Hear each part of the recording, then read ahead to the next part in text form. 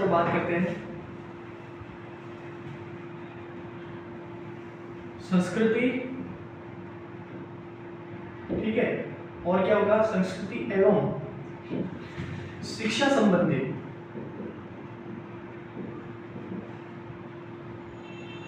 स्वतंत्रता या अधिकार, कुछ भी दे सकते हैं ना। स्वतंत्रता होगी तभी तो अधिकार का निर्वहन होगा, सही से तो कुछ भी दे सकते, ठीक है। इसमें हम बात करें तो आर्टिकल कौन कौन से होंगे, 28 तक हमने किया, 29 और 30 अनुच्छेद। अनुच्छेद 29 क्या कहता है दोस्तों, अल्पसंख्यकों के हितों के वर्गों का संरक्षण, अल्पसंख्यक हित है उनके वर्गों का संरक्षण करेगी, ठीक है। अल्पसंख्यक के हितों का संरक्षण कौन करेगा दोस्तों, आर्टिकल 29। 30 के स्तर पर बात करें, अनुच्छेद 30। अनुच्छेद 30 क्या कहता है, किसी भी राज्य में धार्मिक संस्था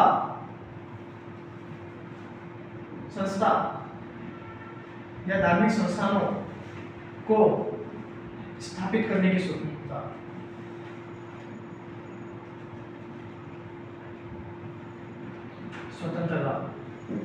ठीक है, लगे आता हूं, अनौपचारिक वाला भी देख लेते हैं। संवैधानिक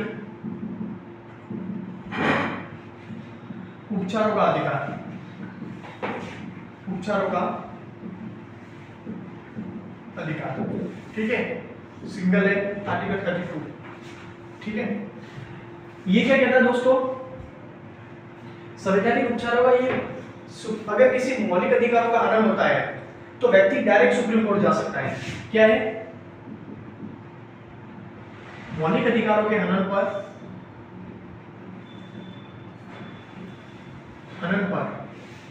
व्यक्ति डायरेक्ट कहां जा सकता है, डायरेक्ट कहां जा सकता है, सुप्रीम कोर्ट, ठीक है। और सुप्रीम कोर्ट का इनका संरक्षण करना पड़ेगा, ठीक है दोस्तों। तो मौलिक अधिकारों को सुप्रीम कोर्ट ने विशेष संरक्षण दिया गया है, संविधान में ये बात लिखी गई है, ठीक है दोस्तों। तो संवैधानिक उपचारों का अधिकार है आर्टिकल 32, तो मौलिक अधिकारों के हनन पर सुप्रीम कोर्ट। अब इसमें ऑनलाइन में क्वेश्चन बनता है कि संविधान की आत्मा से तो परिचित होंगे, मतलब दो एक मतलब मिसअंडरस्टैंडिंग रहती है हमेशा स्टूडेंट के मन में, मेरे भी रहती थी, ठीक है। एक हम देखते हैं कि आत्मा दो बार वर्ड है, ठीक है।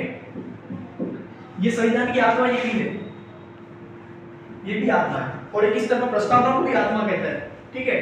तो उस स्तर में कंफ्यूजन बिल्कुल नहीं होना है। जैसे कि भीमा अम्बेडकर ने जो कहा है ना, B.R. अम्बेडकर ने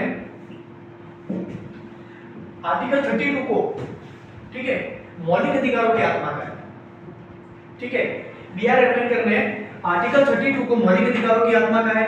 और संविधान के स्तर पर बात करें, अगर संविधान शब्द आएगा कहीं पे, तो संविधान की आत्मा किसे कहता है, उसको प्रस्तावना में आएगा, ठीक है। जब B.R. अम्बेडकर का शब्द आएगा, B.R. अम्बेडकर ने किसको संविधान की आत्मा का है, तो वो आएगा आर्टिकल 32 संवैधानिक उपचारों के अधिकार को, ठीक है। अब हम देखेंगे आत्मा क्यों कहा है, उसके पीछे का रीजन भी देखेंगे, ठीक है दोस्तों। तो इसी के हम आगे बढ़ते हुए अनौपचारिक संवैधानिक उपचारों का अधिकार देखते हैं, है ना।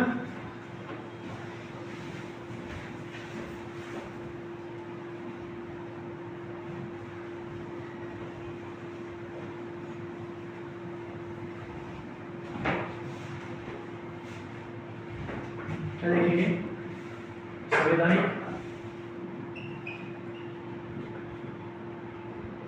उपचारों का अधिकार,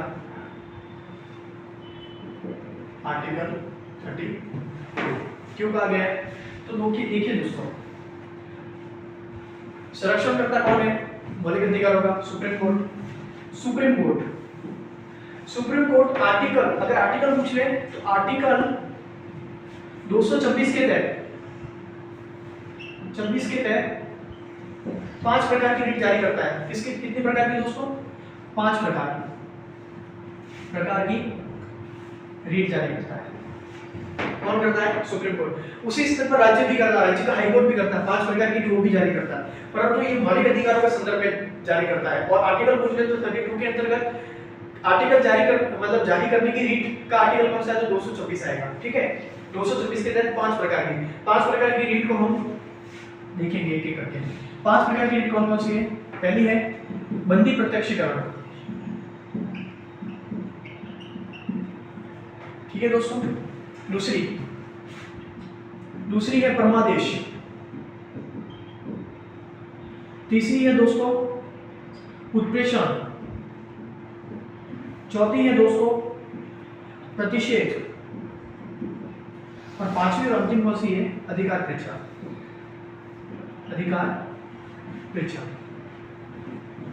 टेक्निकल वर्ड है, कोई ऑलरेडी पहली बार पढ़ रहा होगा, उसे समझ में नहीं आएगा, तो हम है समझाने के लिए। ठीक है, बंदी प्रत्यक्षीकरण किसके लिए है? किसी भी व्यक्ति को देखिए दोस्तों, 5 प्रकार की रीट होती है। बंदी प्रत्यक्षीकरण हो गया, परमादेश, उत्प्रेषण, प्रतिषेध और अधिकार परीक्षा। बंदी प्रत्यक्षीकरण की बात करें, आर्टिकल याद कीजिए 220, दोषचित के विरुद्ध अधिकार 24 घंटे में मजिस्ट्रेट के सामने पेश। तो 24 घंटे के भीतर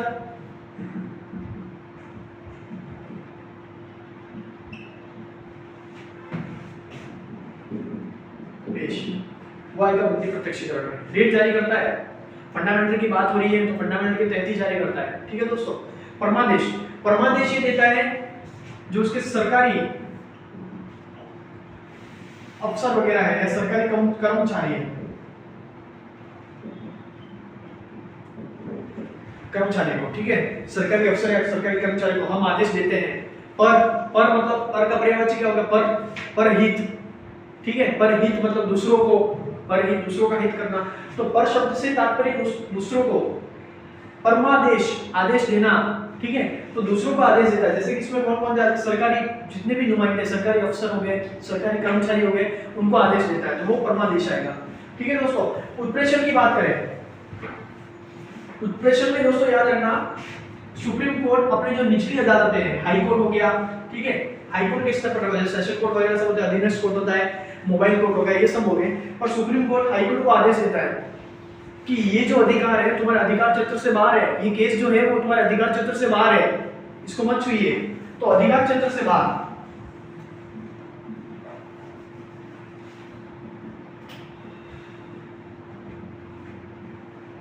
अधिकार क्षेत्र से बाहर। प्रतिषेध की बात करें, सुप्रीम कोर्ट निचली अदालतों को आदेश देता है कि तुम्हारे पास जो अभी संज्ञान में आया है, जो भी केस आया है, वो तुम्हारे अधिकार क्षेत्र में नहीं आता, उसे हमें स्थानांतरित कर दो, हमें दे दो। ठीक है, तो सुप्रीम कोर्ट हाई कोर्ट को बोलता है, ठीक है, हाई कोर्ट को नहीं, पर्टिकुलर किसी भी उसके जो निचले में जितने भी सेशन आते हैं, जितने भी कोर्ट आते हैं, उनको बोलता है जो केस आया है, मैं कीवर्ड में लिख रहा हूं, ठीक है, देख लीजिएगा, जो केस है हमें स्थानांतरित कर दो, हमें सौंप दो। क्यों? क्योंकि वो तुम्हारे अधिकार क्षेत्र में नहीं आता है। ठीक है दोस्तों। अधिकार परीक्षा की बात करें, किसी व्यक्ति ने कोई भी जैसे कि राजनीतिक स्तर पर हो गया, कोई भी व्यक्ति हो गया, किसी ने अपने संपत्ति को छुपाया, अपनी आय को छुपाया है, ठीक है, और किसी आम नागरिक को पता चला है कि उसके अधिकारों का हनन हो रहा है, ठीक है, तो वो डायरेक्ट सुप्रीम कोर्ट में बता सकता है कि उसने जो अभी संज्ञान में आपको दिया है, जो भी संपत्ति का उसने ब्यौरा दिया हो, ठीक है, लेखा जोखा जो भी संपत्ति का दिया है, तो वो गलत है।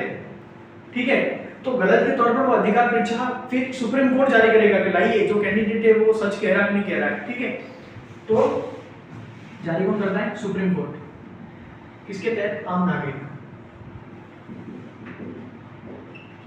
ठीक है दोस्तों।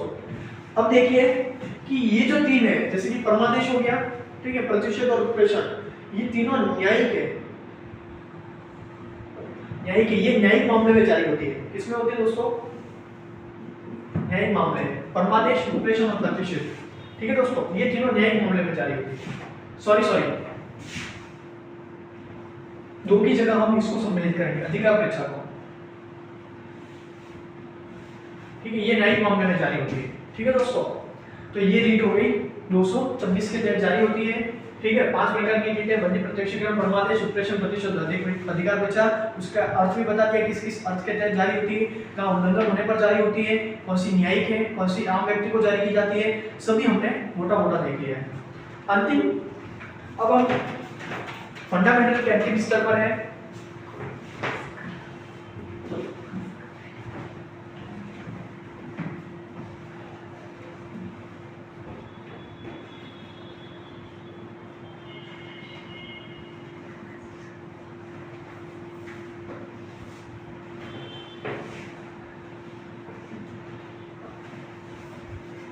अब हमने आपको अगर याद हो तो वीडियो के पहले में हमने लिखा था कि 12 से 35 होते हैं। कितने होते हैं दोस्तों? 12 से 35 होते हैं। ठीक है, तो आप बोलोगे आपने तो 14 से 32 ही बताए, 3 वो कहाँ गए और 2 कहाँ है? 12 और 13 और 3 33, 34 और 35 का है, तो मैं लिख रहा हूँ यहाँ पे। ठीक है, 12 में क्या वर्णन किया गया है? अनुच्छेद 12 क्या कहता है दोस्तों? देश को राज्य के रूप में परिभाषित किया गया है, जो भाग 3 में है। 3 में है, देश को राज्य के रूप में परिभाषित। ठीक है दोस्तों, अनुच्छेद 13 क्या कहता है?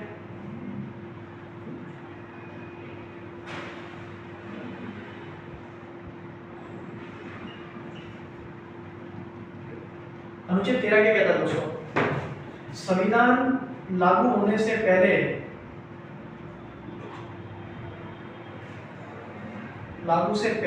या बाद में जितने भी कानून है उसका संसद संरक्षण करेगी। क्या करेगी दोस्तों?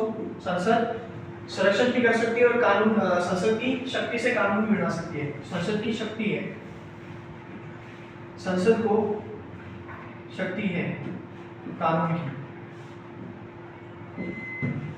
ठीक है, अनुच्छेद 14 हो गया। अब आते हैं लास्ट में 32 देखिए, संविधान के अधिकार। अब हम बात करते हैं अनुच्छेद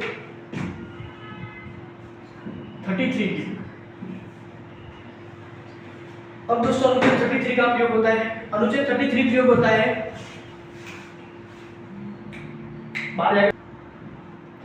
देखिए दोस्तों, अनुच्छेद 33 क्या कहता है? अनुच्छेद 33 कहता है जितने भी खुफिया एजेंसी है, खुफिया एजेंसी हो गई, ठीक है, दूसरे स्तर पर रक्षा बल, सशस्त्र बल और पुलिस, इन पर संसद नियंत्रण करेगी। ठीक है, विशेष प्रावधान संसद नियंत्रण करेगी। विशेष स्थिति में क्या होगा? संसद का नियंत्रण होगा। ठीक है दोस्तों, अनुच्छेद 33 कहता है। अनुच्छेद 35 क्या कहता है? सॉरी, अनुच्छेद 34 34। ठीक है दोस्तों, अनुच्छेद 34 कहता है कि ये जो सभी है, खुफिया एजेंसी, रक्षा बल, सशस्त्र, सीमा बल, पुलिस, इस सिस्टम में संसद तो नियंत्रण करेगी। दूसरे कि इनकी जो मार्शल आर्ट लगता है, मार्शल लॉ हो गया, सेना का कानून वगैरह जो भी है, तो मार्शल लॉ में इनके स्तर पर बात हो रही है दोस्तों। ठीक है, खुफिया एजेंसी, वापस मैं रिपीट कर रहा हूँ, खुफिया एजेंसी, रक्षा बल, सशस्त्र बल, पुलिस, मार्शल लॉ के तहत इनके, ठीक है, इनकी क्या करेगी? जो फंडामेंटल राइट है तो उनको सीमित करेगी। फंडामेंटल राइट को क्या करेगी दोस्तों? सीमित करेगी। ठीक है दोस्तों, और अंतिम अनुच्छेद 35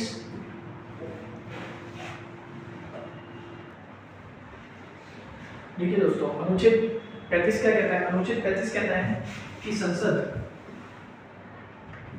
फंडामेंटल जो राइट है, ठीक है, उनको प्रभावी बनाने के लिए, फंडामेंटल राइट को प्रभावी बनाने के लिए विशेष कानून, क्या है दोस्तों? विशेष कानून बना सकती है।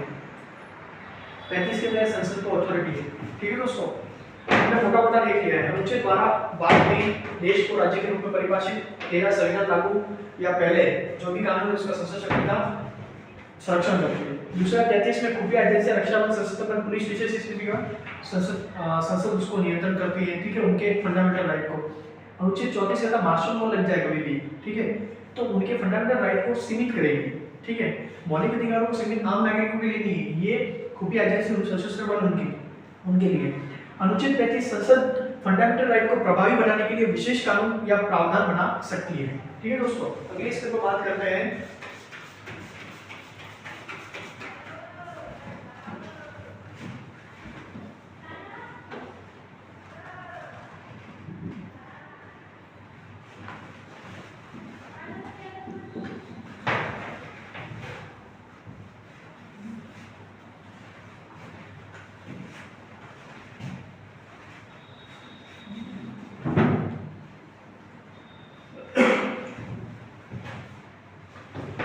बात करते हैं अगर देश में राष्ट्रीय आपात लग जाता है, ठीक है दोस्तों। तो राष्ट्रीय आपात में कौन से जो फंडामेंटल राइट है, राष्ट्रीय आपात में कौन से जो फंडामेंटल राइट है वो यथावत बने रहेंगे और कौन से स्वतः ही बंद हो जाएंगे। तो देखिए राष्ट्रीय आपात,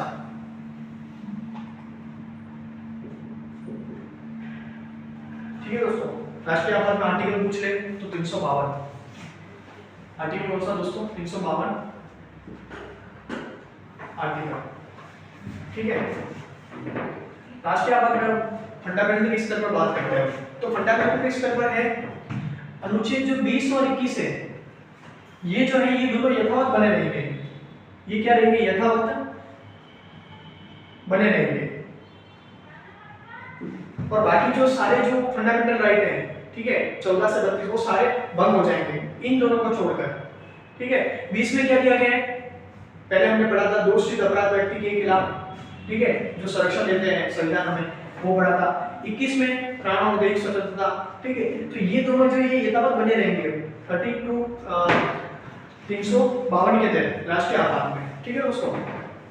अब हम बात करते हैं कि केवल भारतीयों को कौन से प्राप्त है। इसमें केवल भारतीयों को भी प्राप्त, केवल विदेशियों को प्राप्त, ये दोनों होते हैं। तो केवल भारतीयों को प्राप्त, केवल भारतीयों को प्राप्त FR फंडामेंटल है, ठीक है दोस्तों।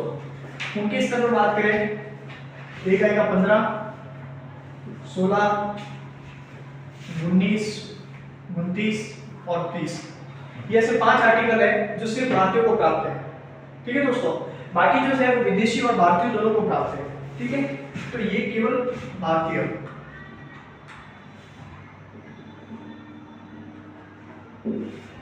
ठीक है दोस्तों। देखिए मौलिक अधिकार के संदर्भ में हमने सारे पढ़ लिए हैं। मौलिक अधिकार के संदर्भ में ठीक है दोस्तों, केवल भारतीयों को जो प्राप्त है फंडामेंटल राइट वो 5 है, अनुच्छेद 15, 16, 19, 29 और 30 जो केवल भारतीयों को प्राप्त है। दोस्तों देखिए मोटा मोटे तौर पर हमने जो मौलिक अधिकार के संदर्भ में जितने भी क्वेश्चन पूछे जाते हैं, देखिए ये वीडियो बनाने का उद्देश्य यही है कि मौलिक अधिकार के रिलेटेड कुछ भी क्वेश्चन आए, ये वीडियो देखिए आप और एक भी क्वेश्चन नहीं छूटेगा आपका, ठीक है। गारंटी तो नहीं देते पर इतना आश्वासन देते हैं कि यहाँ पे जितने आपके जहन में जो सवाल उठ रहे हैं वो सब यहाँ पे हल हो जाएंगे आपके, ठीक है। इस वीडियो में आपको संपूर्ण मिल जाएंगे, ठीक है दोस्तों। तो आपका भी इतना दायित्व बनता है कि थोड़ा लाइक कर दीजिएगा, सब्सक्राइब, प्ले बटन वगैरह सब दबा दीजिए, जो भी यूट्यूब के जो भी नियम नीति कायदे है वो सब कर दीजिए आप, ठीक है। आपके लिए अच्छा से अच्छा 10 कंटेंट हम लेके आएंगे दिल्ली, ठीक है। हम उसमें कोई कंजूसी नहीं करेंगे, आपको भी इसमें कोई कंजूसी नहीं करनी, ठीक है दोस्तों। तो मौलिक अधिकार हमने मोटे-मोटे तौर पर कवर कर लिया है। नेक्स्ट टॉपिक में हम बात करेंगे जो संविधान की आत्मा है, प्रस्तावना, उससे रिलेटेड हम बात करेंगे, ठीक है। और आपकी जो भी क्वेरीज वगैरह रहती है किस पे हम वीडियो बनाएं आगे, तो आप कमेंट में बता दीजिए बेझिझक, ठीक है। उस पे हम वीडियो बनाएंगे जिसका बहुत ज्यादा होगा, ठीक है दोस्तों। तो आज के लिए जय हिंद।